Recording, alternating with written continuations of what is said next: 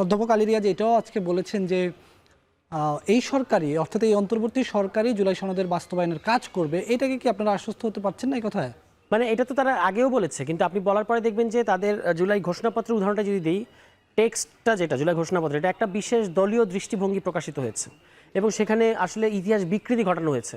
ফলে অন্তর্বর্তী সরকার করলেও তারা যে একটা বিশেষ রাজনৈতিক দলের চাপে কাজগুলো করবে না সেটা তো কোনো নিশ্চয়তা নাই। আমরা তো একটা জাতীয় ইতিহাস এবং জাতীয় সনদ চাই। আপনি যদি একটা দলের চাপে কাজ করেন তাহলে তো সেটা আসলে দুর্ভাগ্যজনক হয়। কোন দলের চাপে? মানে আপনি যদি আমি খুব ফ্র্যাঙ্কলি বলি, আপনি যদি ঘোষণাপত্রটা দেখেন, এটা আসলে বিএনপি দলীয় ইতিহাস, বিএনপি দলীয় দৃষ্টিভঙ্গি, যেখানে বলা হচ্ছে যে যেখানে বলা হচ্ছে যে সিপাহী জনতার বিপ্লব ঘটেছে, সেটা ঘটেছে, আমরা সেটা স্বীকার করি, অবশ্যই এটা আমাদের ইতিহাসের অংশ। কিন্তু সেখানে লেখা হয়েছে এখানে 24-এর গণ আন্দোলন, গণ অভ্যুত্থান না।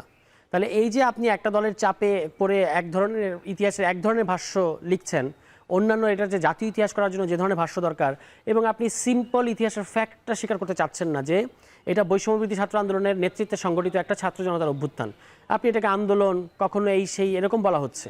এ কারণে এই সরকার কাজ করলেও এই সরকারের প্রতি আমাদের একটা কিছু কিছু ক্ষেত্রে, বিশেষত এই সনদ সংস্কারের ক্ষেত্রে আমাদের কাছে মনে হচ্ছে যে তারা সারেন্ডার করেছে, আত্মসমর্পণ করেছে। এই কারণে আমরা তাদের মিষ্টি কথায় আর ভুলতে চাই না।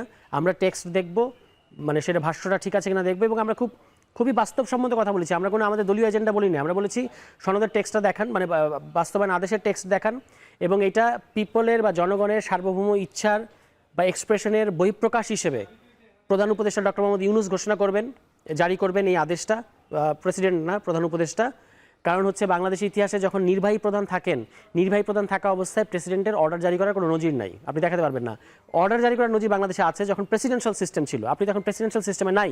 এখন প্রধান নির্বাহী সমমর্যাদায়, আপনার প্রধান নির্বাহীকে প্রধানমন্ত্রী সমমর্যাদায় প্রধান উপদেষ্টা, ফলে তাকে এই অর্ডারটা জারি করতে হবে, এটা আমরা বলেছি। এবং এটা একটা এক্সট্রা কনস্টিটিউশনাল ব্যাপার, ফলে এটা সংবিধান আছে কি নাই এটা দেখিয়ে লাভ নাই, এই দুটো জিনিস। এবং এরপর আমরা বলেছি যে জুলাই সনদের উপর জনগণ ভোট দেবে, নোট অফ ডিসেন্ট সেক্ষেত্রে এত গুরুত্বপূর্ণ কোনো বিষয় থাকবে না। নোট অফ ডিসেন্ট এটা ইতিহাসের স্বার্থে আপনি লিখে রাখতে পারেন, কিন্তু জুলাই সনদে যখন জনগণ ভোট দিচ্ছে, আপনি আগে প্রকাশ করেছেন, জনগণ যদি এটা নিয়ে বড় আকারে আপত্তি না করে তাহলে বুঝতে হবে জনগণ এটা চাচ্ছে।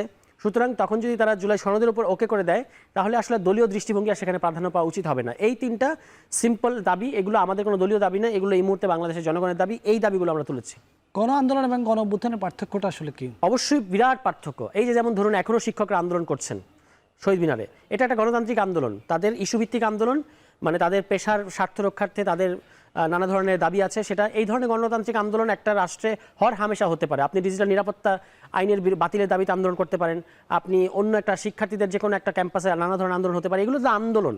গণ অভ্যুত্থান হচ্ছে যখন পিপল, মানে জনগণ ঘোষণা করে যে আমরা বাংলাদেশের জনগণ, এই অবস্থা আমরা আর মানি না, যেহেতু আমাদের সাথে এটা ঘটেছে সেহেতু আমরা এই পদক্ষেপ নিতে বাধ্য হয়েছি।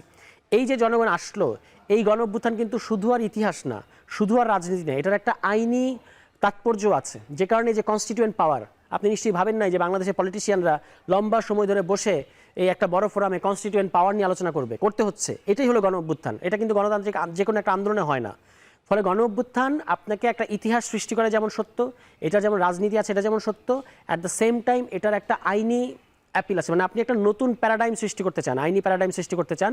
এজন্যই কিন্তু বলা হচ্ছে যে আদেশ দেওয়া হবে, গণভোট দেওয়া হবে, এবং তারপরে পার্লামেন্টের ডুয়েল রোল থাকবে। এগুলো কি আপনার সংবিধানে আছে? নাই তো। আপনি তার মানে একটা নতুন ধরনের সাংবিধানিক ব্যবস্থা তৈরি করতে চাচ্ছেন, মুখে স্বীকার করেন আর না করেন। এটাই হলো গণ অভ্যুত্থান। ফলে আপনি যদি সেটাকে বলেন যে একটা গণতান্ত্রিক আন্দোলন ঘটেছে, তাহলে আসলে আপনি ইতিহাসে বিকৃতি ঘটাচ্ছেন। শুধু তাই না, আপনি আসলে একটা বিরাট বড় নতুন সাংবিধানিক ব্যবস্থার সুযোগকে পুরনো সাংবিধানিক ব্যবস্থার ভিতরে ঢুকিয়ে দিতে চাচ্ছেন। আমরা এইটার বিরোধিতা করছি।